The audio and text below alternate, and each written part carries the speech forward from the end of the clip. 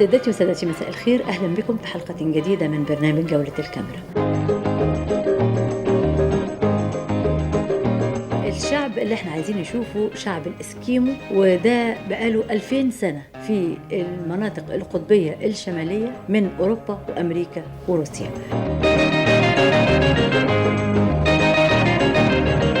من مدة كبيرة والعلماء بيجوبوا الغابات والأدغال والمناطق القطبية يدرسوا المخلوقات التانية غير الإنسان.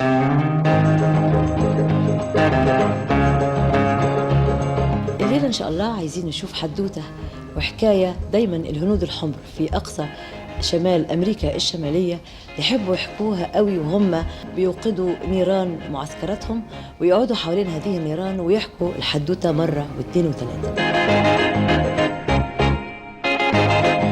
وإلى هنا سادتي تنتهي هذه الحلقة من برنامج جولة الكاميرا.